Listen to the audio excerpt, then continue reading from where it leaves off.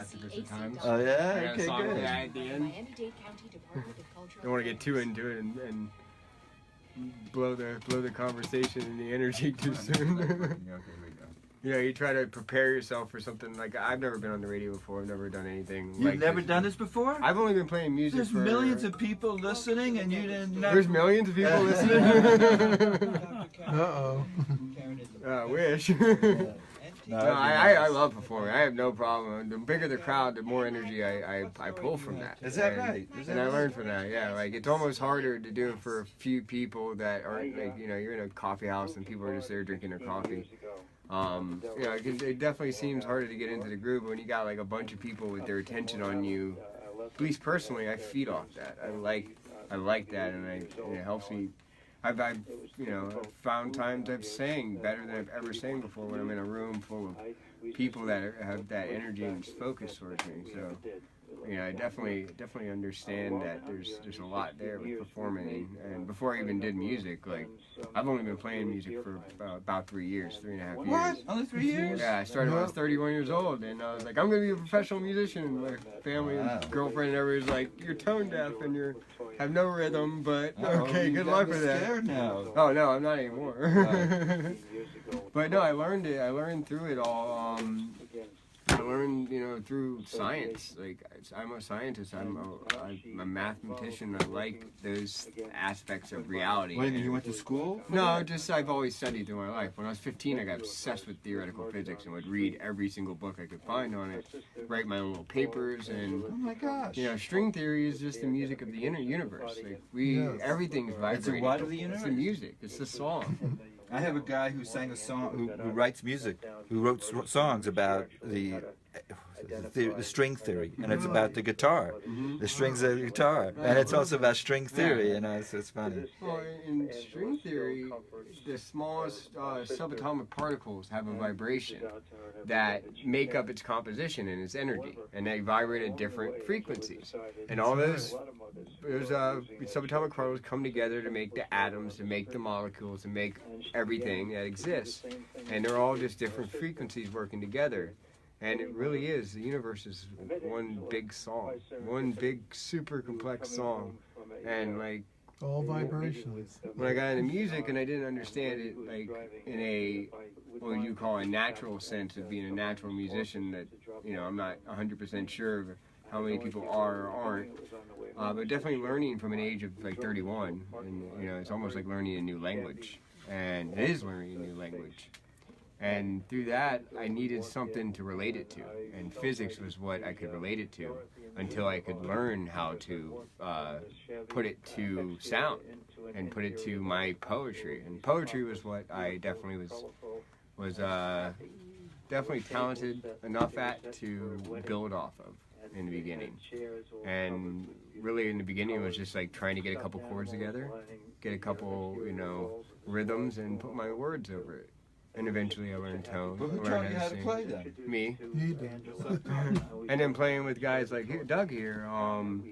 He played with me the first time I ever performed, and I was so into it. 4 months playing, wrote my first song. I was like, I gotta perform it. And he was there, and he made me sound better. He made me more confident when I was on stage, and I didn't know what I was doing, but he fit perfectly. And that's why I wanted to bring him here today, because he's been such a big part of my development. Okay, Thank you.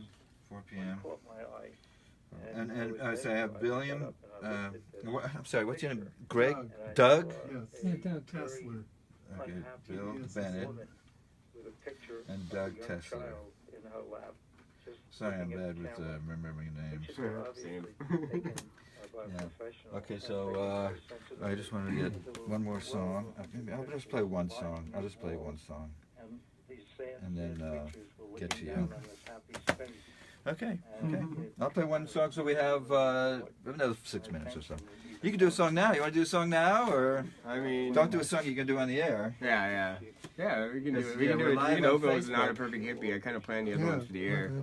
This is a song I wrote. This about this time last year. I wrote it.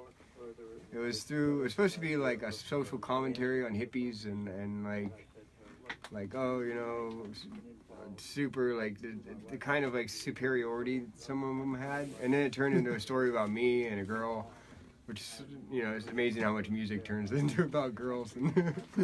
But it turned into with my traveling and my story, and yeah, please. Okay. And I'd like to. Wait, let me tell you what. Let me do this over here for you. Yeah, this will be for when we start here. Excellent. Yeah, I can move this side. Okay, and this will be. I got you could turn under here. Okay.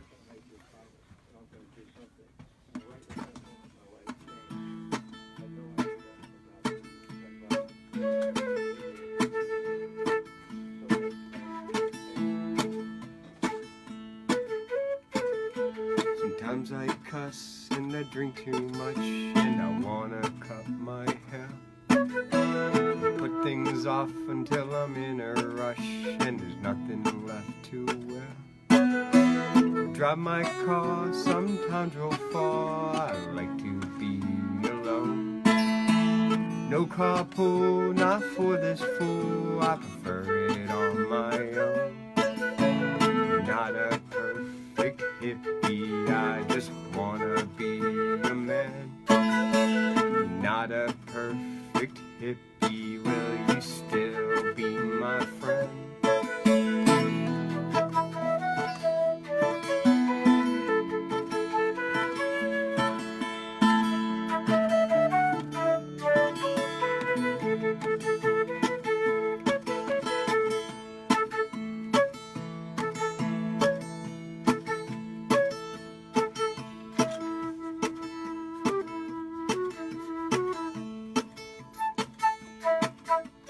Eat fast food and I'm sometimes rude, I'm not always aware how the words I say might affect your day when I'm no longer there. Times I fight, I'm not always right, I just want to understand the world I spy, looking through those eyes, please help me comprehend. Not a perfect hippie, I just wanna be a man. Not a perfect hippie, will you still be my friend?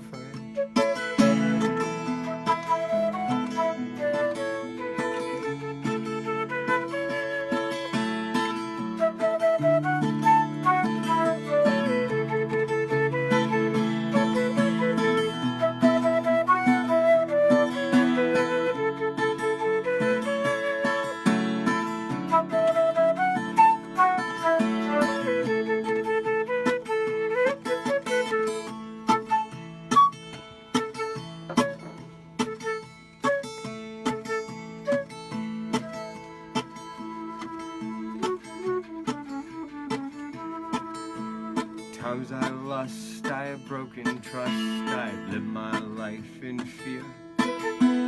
Broken hearts and scattered thoughts of you no longer here.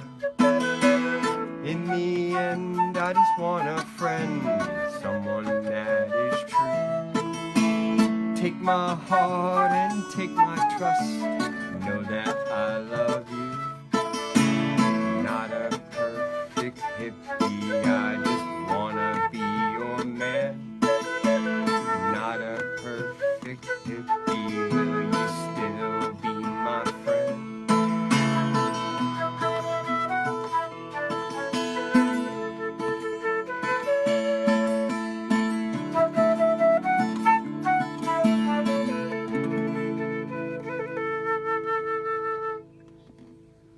Not a perfect hippie. Yay! I used to have dreadlocks and long hair too, up He did, he until just about got it November. off. When did you cut it off? In November, it was like half dreadlocks in the back, and then it was like a flowy hair. I can't tell you how many jokes I hear about white people with dreadlocks. It was not of my own wanting or making. It was just kind of what happened from working at music festivals and like not getting to take a shower every day. I had thick hair. It just kind of happened. Once you have one, they colonize, and then they just start to grow. And it was a very interesting learning experience Dude, I for got me some too. because once I cut the hair off, so much energy was like I felt completely different, and Wow. my energy rose. Like I was holding on to a lot a lot to that, and like the study or mythology behind dreadlocks is that they lock in our energy. From Hindu studies, it's our chakra or crown chakra. Yeah. And if your energy that you built through growing those dreadlocks is not all positive, a lot of it was me living on the road and being completely alone, living out of the back of my car, traveling the country. And yeah, I definitely felt like a weight lifted off my soul when I did it. And not saying I don't want to have them again one day, but, you know, like long hair at least. Well, I don't know. Is there a way to have clean dreadlocks? Because you say that's from not washing. Is dreadlocks always dirty? It wasn't necessarily. I wash them quite frequently. They can be dirty. I don't think so. I don't think they're dirty at all, though. If you wash them properly and take care of them, I see. Okay. it just comes from like dry hair and thick hair. It's very natural. With the exception of like maybe Asian people and like even like the Irish had fairy locks, and it kind of happens naturally. And there's you know, if you're not conditioning your hair every day, especially me, if I don't, it locks up. It just comes. You know. Okay. There's a lot to do with cultural appropriation, with like getting the. Were you ever teased about your dreadlocks? No, they weren't very pretty. So they weren't like. They were more of an expression of like releasing vanity, which was their original purpose in Hindu culture. Was so that was your purpose for having them. Well, my purpose convenience. Was I wanted to have long hair, and I just had the dreadlocks, and I had to deal with that for the time being. Okay. I guess. That's right. Okay. Okay. We have 3 minutes here. Cool. Yeah, it was cool. Good practice, good warm up for the radio. I saw Adam leave the garden with an apple in his hand. After the song's I over. said, now you're out, what are you gonna do? So where do you live? Plant my crops and Me? raise I live in Miami Shores. a little cake. I used to live on Miami Beach, but we sold that house, made a nice profit on it, and bought a house in Miami Shores. Very fortunate. Oh, And I've been there for about a dozen years. I lose count. I've been there for about a dozen years. And yeah, I've it's been fortunate. there 21 years. So. You've been there for 21 at your place? Wow. I was in New Jersey young, and then we moved to Miami, and then we kept moving up north in Hollywood, and now I'm in Boca. You're in Boca, yeah. I was the other way. I'm from West Palm Beach. I grew up between West Palm Beach and the Bahamas. My mother's family's from the islands of the Bahamas. So. Is that right? He's like the real Forrest Gump. Your mother is from the Bahamas? Yeah, my mother's family, all of her family is from there originally. And I want to say that, well, they were white, obviously. yes. So were they royalty or? No, I mean, we could get into a discussion of why, you know, the Bahamas was where when they abolished slavery in the States, they went there to the ones that wanted to keep slaves. So that's where most people came from over there, is from the slave trade. So, you know, they weren't necessarily royalty. I don't think They were just is royalty. I mean, I don't think there is royalty over there. They were It's just kind of like, They weren't the slavers, they were the slavors. yeah. No, they weren't the slavers. Oh, whatever. Okay, stand by 1 minute. And let me start this thing up. Sometimes happy, sometimes blue, glad that I So does that camera go live too, or is that just No, for no. backup? If this comes out good, this Yeah, is it's what good. turns into my YouTube. Sweet. Oh, cool. But then lately, I've also been figuring out a way to download the Facebook feed and incorporate that in my YouTube feed, which I sometimes have to do because Keith gets right in front of us. Yeah, I have a program that converts it to YouTube. Yeah, there's Yeah, MP3, MP4, YouTube, yeah. MP3. It's great. It's great. Yeah, there's all kinds of like sites you can just upload it onto the internet, and then it downloads the MP3. I'm still, I mean, social media. I have a friend who was a news director in Tampa at a station there, and he was just fired because he wasn't doing enough Facebook stuff. What? I know, it's crazy. So I'm saying, oh, I better start doing Facebook stuff. Right. Okay, here we go.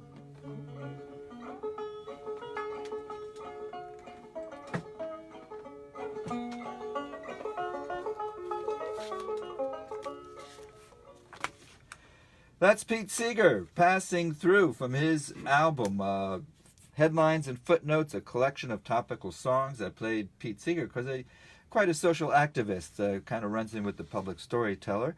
This is folk and acoustic music. My name is Michael Stock, and I'm welcoming to the studio Bill Bennett and Doug Tesher. Welcome to the studio.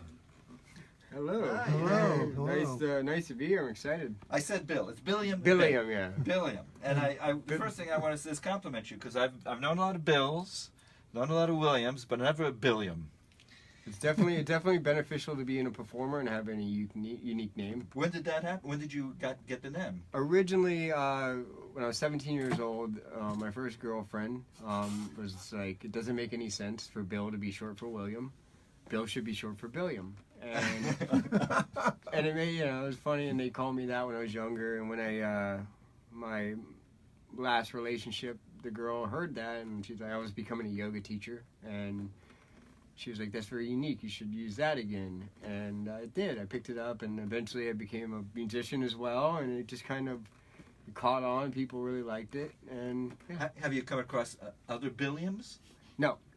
Well, that's pretty I've good. heard a lot of people say, oh yeah, we called him Billiam, and tell you like that kind of thing. And definitely, I was the first one on Facebook.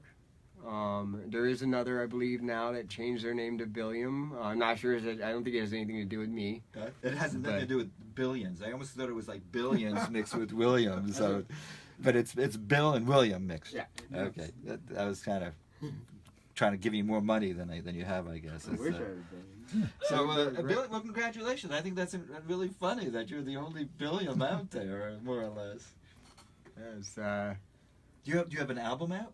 no, I do not. I do use Reverb Nation, and I promote my songs through that. I'm really working on just getting my songs in front of people that will actually be able to put good studio time into it, because I have about 11 songs that I like that are recorded, but it's in a home studio with actually somebody you know is on your show before, Rick Pattison. Okay. He's been very supportive That's of amazing.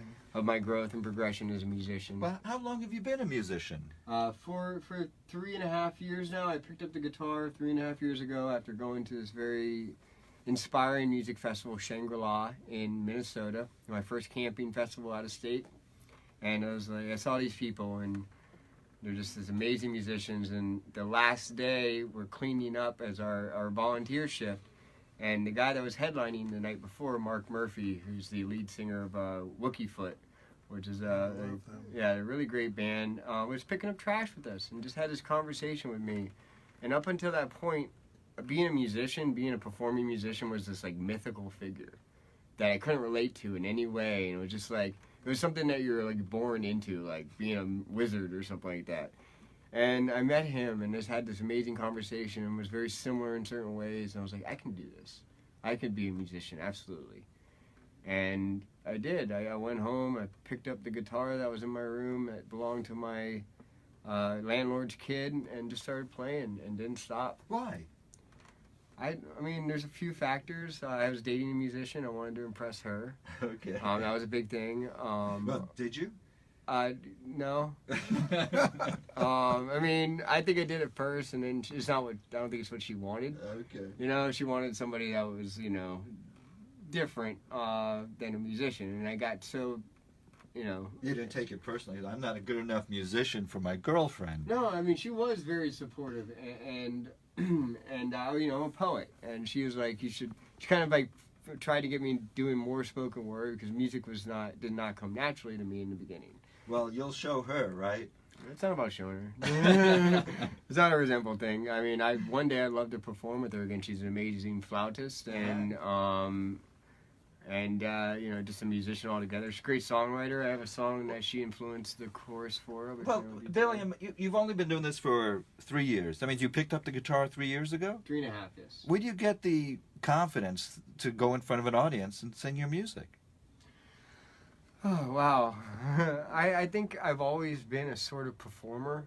And even like in the sense of like almost a spiritual sense, like performing for a higher power in life, and where morality comes from, and this feeling like we're being watched, even if it's necessarily by our future selves. And that's how I see it a lot. Is I've always kind of been performing for myself and for the people around me. And I definitely I struggled with drug addiction when I was younger, in my 20s and my teens, and almost died. I almost lost everything. 6 years ago, I was arrested by the Secret Service for counterfeiting to make money to buy drugs. And it started my path along to rehab. To the rehab I'll be doing the fundraiser for. I can't mention their name because we're working out, the HIPAA stuff and all that.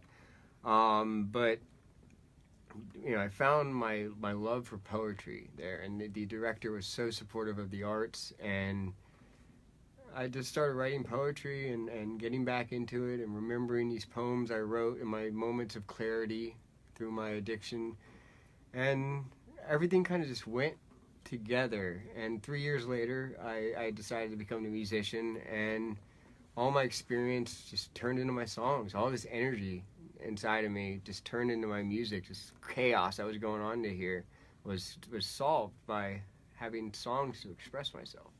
Billiam Bennett is in the studio.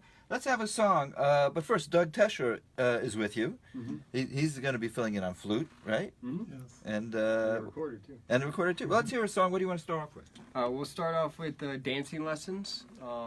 It comes from a Kurt Vonnegut book and quote, Cat's Cradle. The book, there's a quote from it my dad used to tell me all the time. Peculiar travel suggestions are dancing lessons from God. And Wait, say that again. I'm sorry. peculiar travel suggestions are dancing lessons from God. And it was pretty much to sum up all these things that happen that seem they don't make sense at the time. It's just the universe pointing you in the right direction and trying to hint you whether it's your guardian angels or your conscious or whatever you want to look at it as, just these dancing lessons. Everything you do, everything we experience, everything we struggle with, they're just dancing lessons. Like prayers. Like prayers. Yeah. And what's the name of this song? Dancing lessons. There's Billiam Bennett.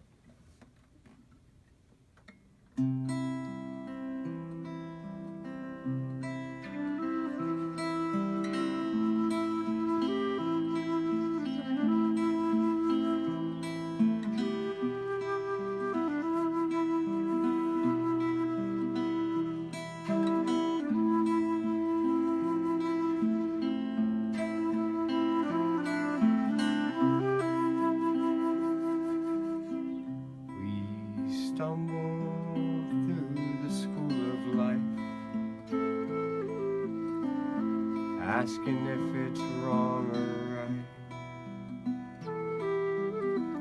or what to do and where to go,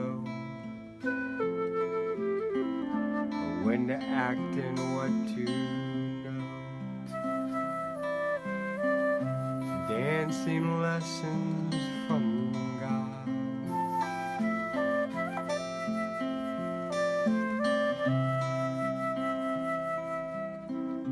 Dancing lessons from God.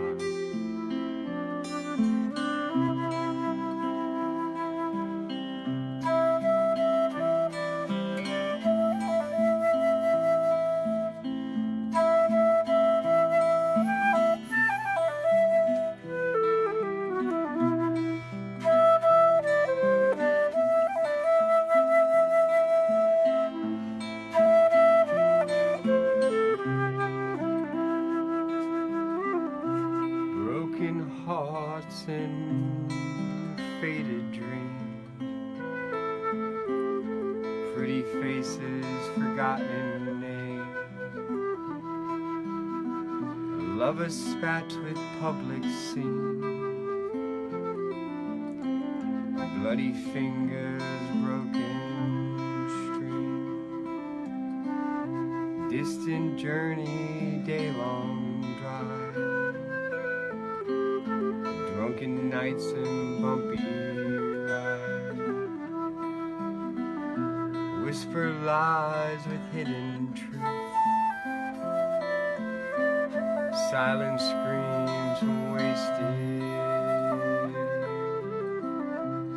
dancing lessons from God.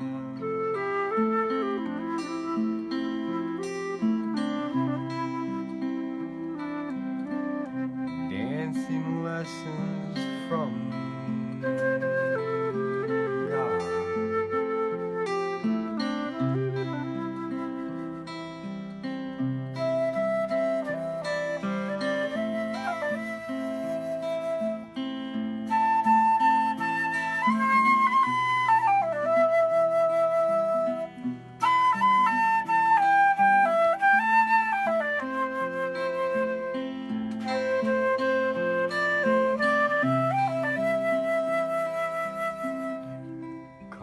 increased sales and bad ideas. A borrowed hope and conquered fear. So many paths for us to take.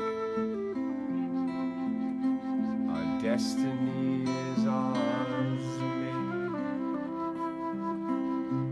We may travel far and wide. Love is always by your side. With our cosmic souls entwined, we transcend all space and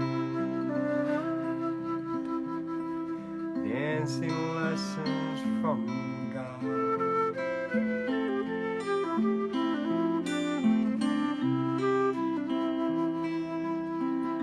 Dancing lessons from God.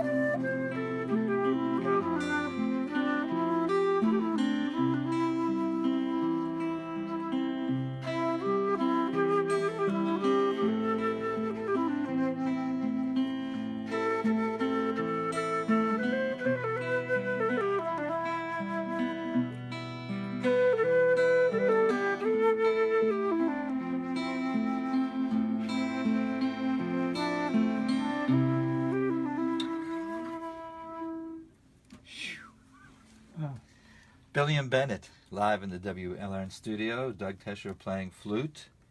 So, did you write that in jail? No, that all happened about 3 years before I decided to become a musician. It was about 6 years ago. Okay. That I actually wrote that in North Carolina at a friend's house. My friend Joe, my best friend Joe, and he hopefully he's listening. So I love you, Joe. Okay. Well, back up.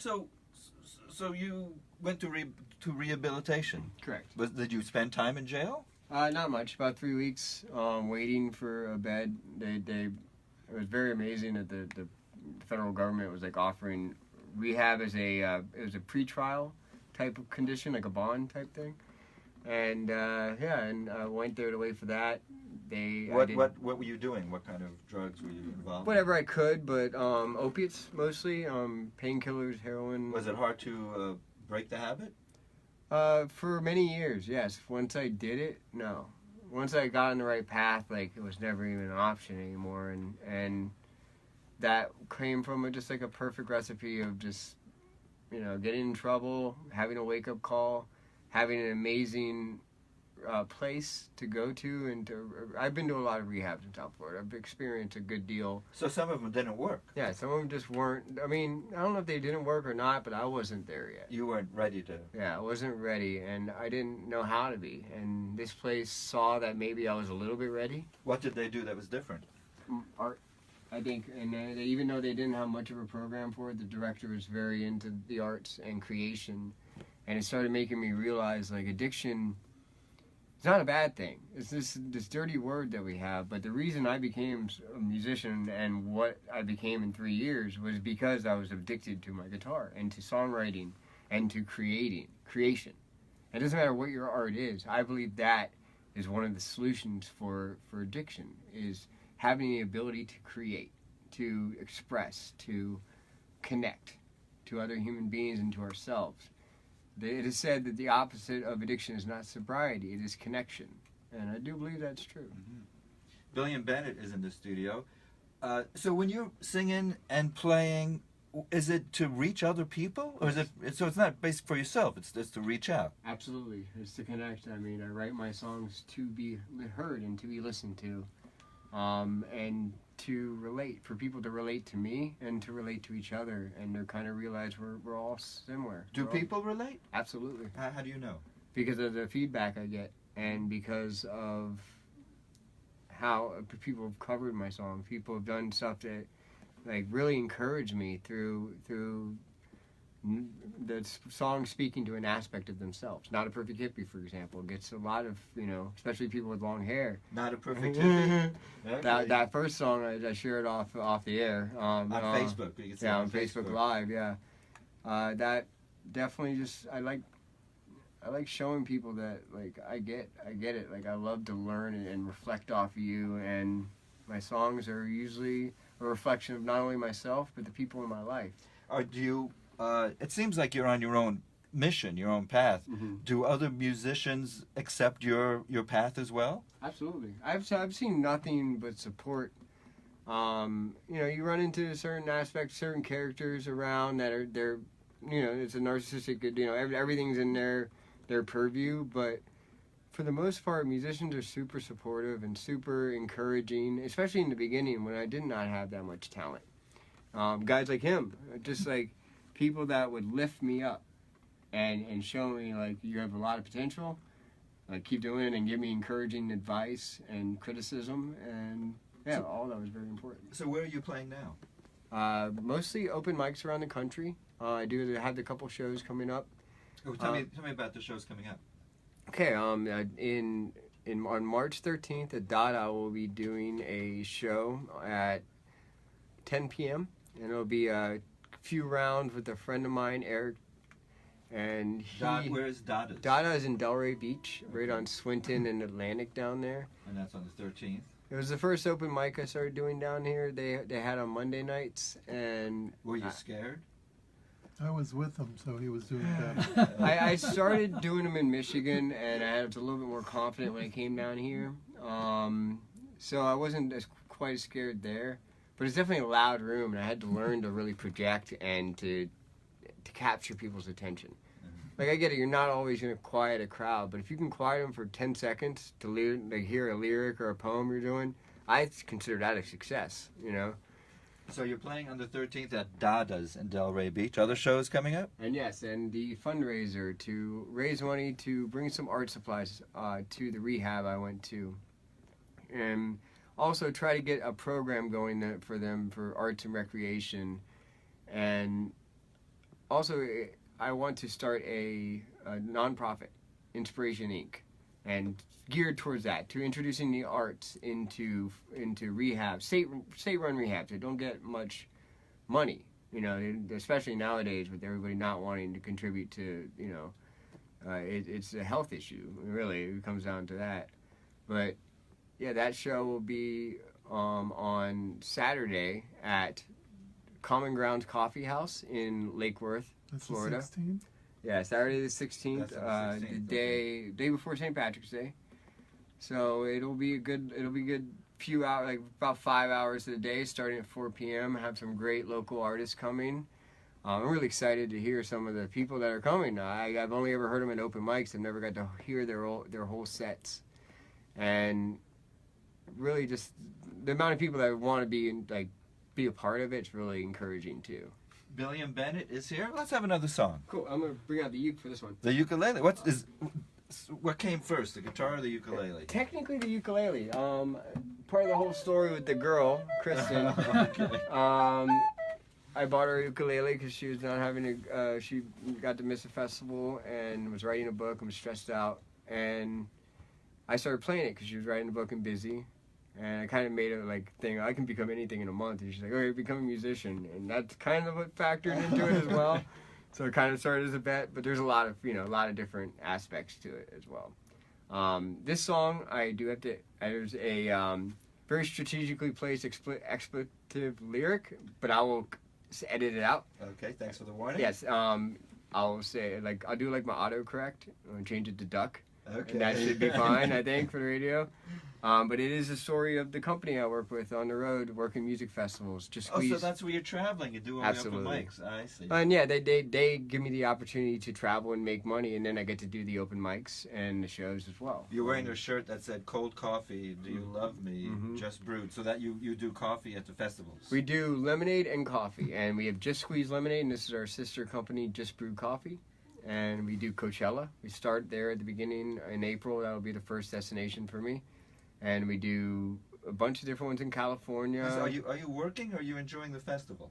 My office is the festival, and I get to run around it and supply all my carts. It is the best job ever. It is very enduring. It's like CrossFit I get paid for, but I like that. I'm into physical therapy. I'm into exerting myself. So it's almost a performance. So many people know me because I'm the one running around between everything. So I get to meet everybody, all the vendors, you know. A couple of my friends, I think, even got to meet like Lady Gaga and Bradley Cooper last year through a whole through selling lemonade and running into the right people. Very exciting. It's a cool place to be in California, you know. Okay, so what's this song? This is called When Life Gives You Lemons, and yeah, we can play with the recorder. Or Yep. I thought it'd be a good sound to play with the ukulele. And so we have Doug Tesher right now on the recorder and Mhm. Billiam Bennett on the ukulele.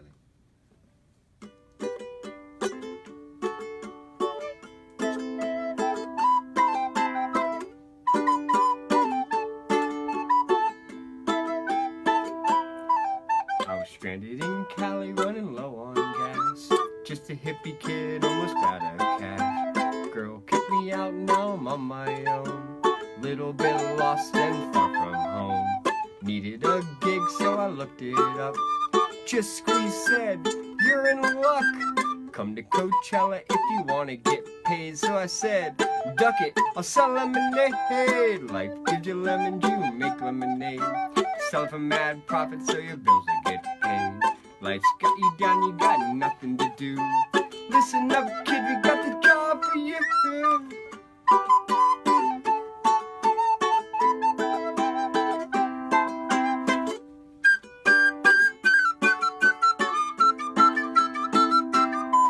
Now I'm making lots of dough and I'm feeling fine. Season of work ready on the line. Running all around my favorite fests, from EDC to E-Forest. Who knew life could be so grand? Selling lemonade to make me a man. So much love to see, I got far to go. With a family that lets me grow. Life gives you lemons, you make lemonade. Sell it for mad profit till your bills will get paid. Life's got you down, you got nothing to do. Listen up, hippie, got the job for you.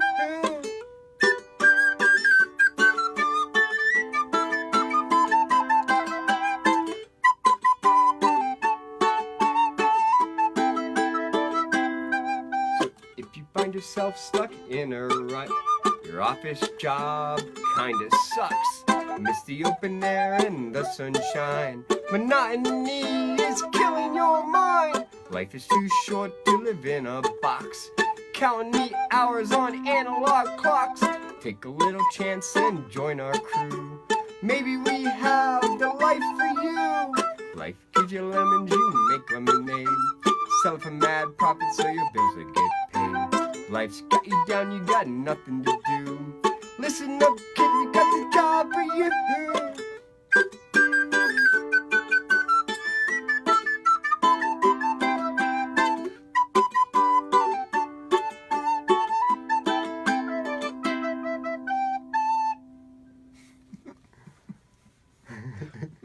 Billiam Bennett, live in the WLRN studio. That's great. It's an autobiographical song. That's wonderful. My boss will be happy I played that on the radio.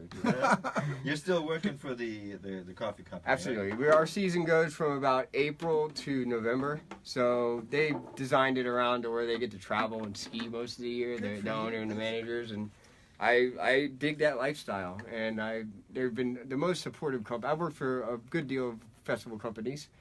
And they're the ones that really saw I wanted to work really hard. They didn't care about your past record. Oh, they don't care. They don't care about anything like that. I'm a hard worker, and that's what they want. And Well, let me ask you a question because I'm curious. You go to all these festivals, you see a lot of drugs. Yeah. Do you? everywhere, What do you- all over the ground. Yes.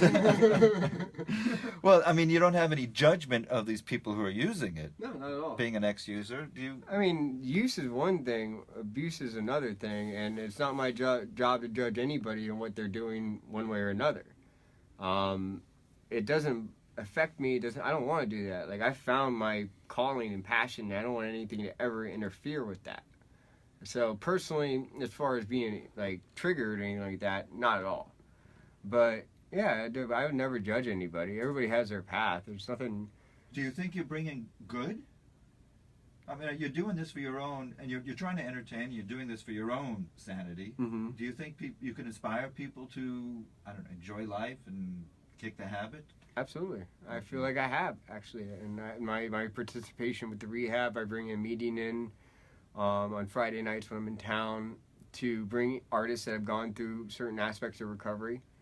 to express how art helped them recover, how art helped them find themselves. Because we're all recovering from something. Human beings, society. We're recovering from society in one aspect or another. We all have our traumas. We all have these struggles that we've dealt with.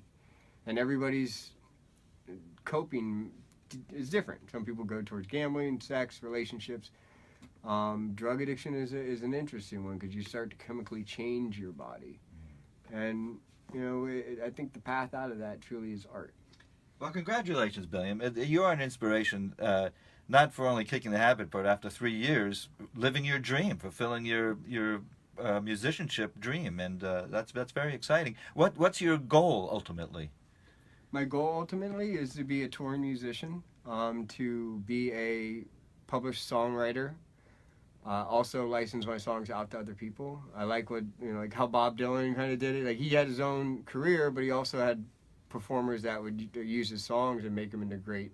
Well, that's kind of a high goal to achieve there, comparing to trying to have a career like Bob Dylan. Hey, I mean, reach high. What else are you gonna do? My philosophy has always been reach so far past the realm of reality that you would go so much further than just going for what is realistic. Are you surprised where you are now?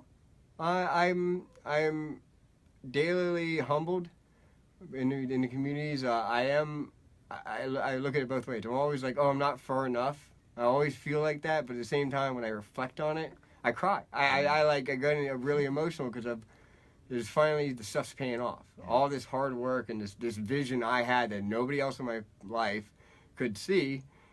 And you did it yourself. Yeah. Well, congratulations. That's very exciting, Billiam. And you have a website? I use Reverb Nation for the blog and for the music releases. Reverb Nation, Billiam Bennett. Are you always writing new songs?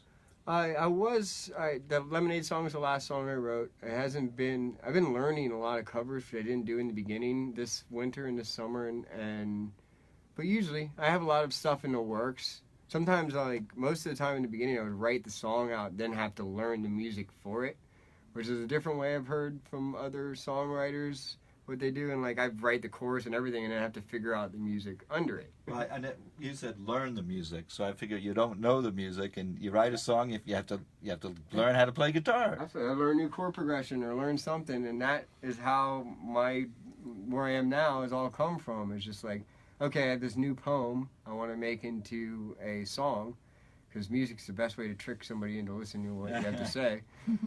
And I just had to learn a new mode, a new rhythm, a new style, from finger picking to using a pick to using my hands. And Billiam Bennett is here. Well, what would you like to finish up with? I'd like to finish up with 100 Years. This is my campaign song. I'm going to run for president for 2020 because I turned 35 in August. And, no, really. Why you want to run for I'm a political activist, and I have a lot of ideas, and I'm definitely an environmental activist, opioid activist. Why does anybody run for president that's not going to win? It's to promote themselves and their political party. And for me, I would like to start a political, at least party campaign, the Inspiration Party. Inspiration Party. Yeah, and share those ideas with the world. And it doesn't have to, it's so black and white. It's Republican versus Democrat. No one's ever, everybody's on one side or the other. And I want to show them that you can be on your own side. You don't have to be on, this side or another just because you have to pick a winning side. And it's so manipulated. And, if I get 1,000 votes, everybody in the country will know my name, and I did come 2020, Well, that's a start. But, okay, so what's the name of the song? It's called 100 Years. 100 Years. It was started off as a slam poem and then eventually evolved into a very politically driven song. And it also has a spoken word at the end of it, like a kind of a a cappella singing spoken word at the end of the song. Just watch your language. There's no cursing in there. Okay, good. I only have I don't do a lot of cursing. Sometimes it's well placed. Only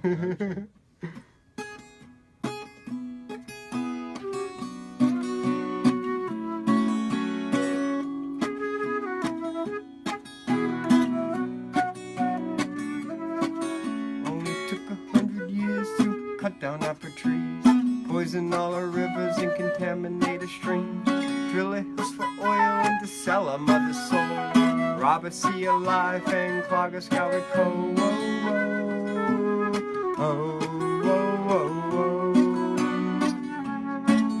Only took 100 years of selfish devotion to fill our land with garbage and to radiate the ocean of listening to the politician lying, telling us it's normal for our children to be dying. I'm heading in the wrong direction to see that unchecked power is the world's infection. I'm relying on technical evolution to let our greed consume us and monopolize pollution. Only took 100 years to cut down apple trees, poison all our rivers and contaminate our streams. Drill a hills for oil and to sell our mother's soul. Rob a sea of life and clog a sky with coal.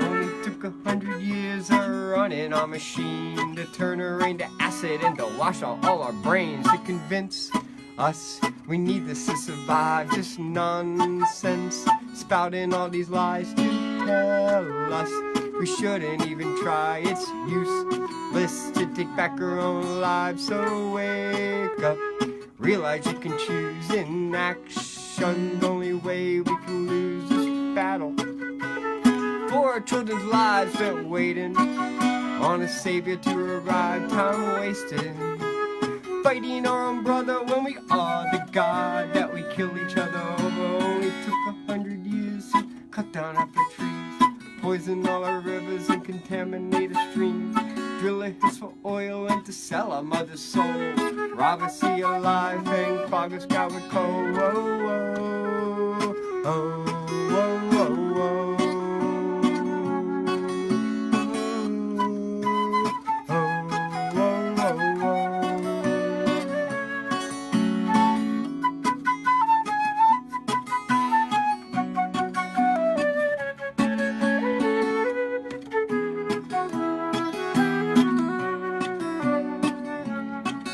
So stand up, make your presence known, and realize you are not alone. It's synergy. We are more than our parts. It's energy coming from our hearts to heal us. We are so scarred but stronger, not that hard to listen. Open up your ears, we're slaves. Only took 100 years, only took 100 years to cut down apple trees, poison all our rivers and contaminate our streams. Drill a hills for oil and to sell our mother's soul. Rob a sea of life and clog a sky with coal.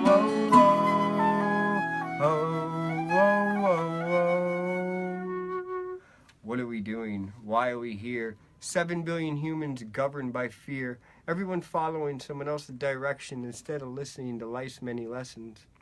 Our intentions can be so pure, but our actions, they must endure these trials brought by life, subtly highlighting the wrong from the right. All right, let's be clear. None of us know what's going on here. Life is a test that gives you a lesson, so keep on moving forward. Every day is a blessing. I'm guessing that you're scared, but listen, have no fear. We are all in this together, and I am on your side. So open up your heart and open up your eye and vote for Billiam.